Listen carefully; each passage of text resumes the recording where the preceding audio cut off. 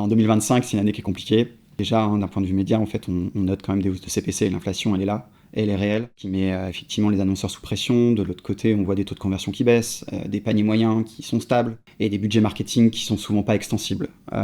Donc en fait, une équation qui est compliquée. Qualité versus quantité.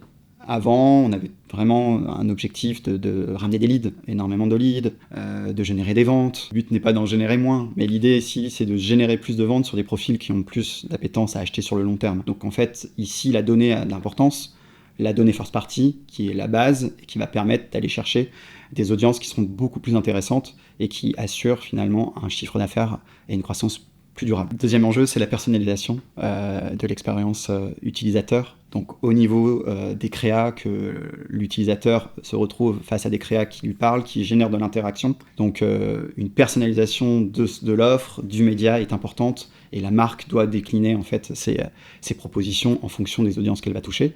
Le troisième enjeu, c'est de comprendre en tout cas que le chemin de conversion, il est omnicanal. Aujourd'hui, le parcours des utilisateurs et des consommateurs a changé. Donc il y a la fragmentation des audiences, le multi-channel, donc quand on ne parle plus que de Google. On a TikTok qui aujourd'hui, en plus d'être d'un réseau social, est un moteur de recherche pour des audiences qui sont plus jeunes. On a les LLM qui viennent un peu bousculer l'hégémonie de Google dans la recherche d'informations. Donc il va falloir pour les annonceurs bien mettre, en tout cas par rapport à leur audience, les bons moyens sur les médias qui vont leur apporter de la valeur. Le dernier enjeu, c'est la mesure. La mesure, pouvoir jauger l'efficacité des résultats et derrière de mettre un ROI.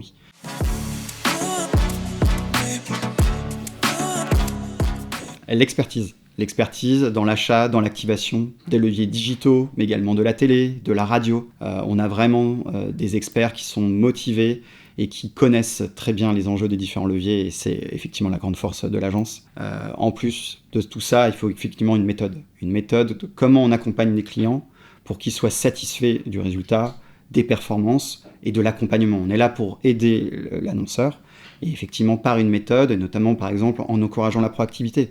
Le deuxième pilier, c'est le conseil. Le conseil, mais porté par vraiment l'intégralité des personnes qui ont travaillé sur le compte. Un expert, aujourd'hui, doit avoir un avis. Est-ce que cette créa est optimisée pour de la performance? Est-ce que ce flux de données me permettre de répondre à mes objectifs? Est-ce que ce plan de tracking fonctionne? On a bien sûr une équipe conseil qui porte des sujets plus transversaux, avec du media planning, de l'analyse de cibles, de l'activation de nouveaux leviers, notamment la télé, la radio, et aussi finalement intégrer des outils complémentaires pour mesurer la performance. Le troisième pilier, c'est la data, notamment la donnée first party, donc effectivement toutes les données que le client peut mettre à notre disposition, qu'on peut utiliser dans les campagnes publicitaires. Donc on a une équipe en interne qui est spécialisée sur ces sujets-là, qui nous permet de finalement faire l'interfaçage entre la donnée du client et les campagnes publicitaires.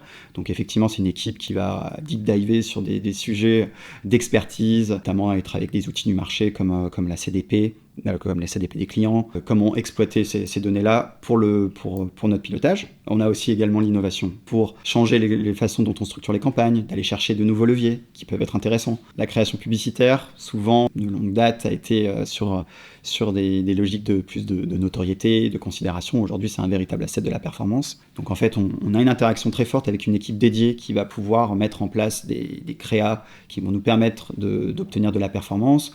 Donc ça nous permet d'avoir une vraie valeur ajoutée pour les annonceurs dans leur stratégie d'acquisition. L'analytics pour la mesure des performances du business. Qu'avons-nous généré pour notre client?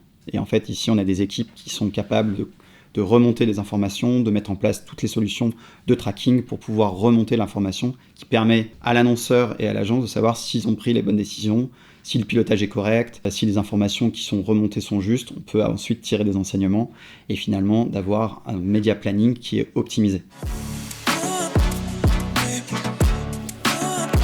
Branding versus performance, le duel, mais on ne va pas les mettre en opposition parce que l'objectif, en fait, c'est de faire du business. Donc, quand on va lancer des opérations de médias, on va penser performance et business. Et donc, c'est pour ça qu'en fait, on va se nourrir de toutes les best practices de la performance et les intégrer dans ces campagnes plus haut de funnel.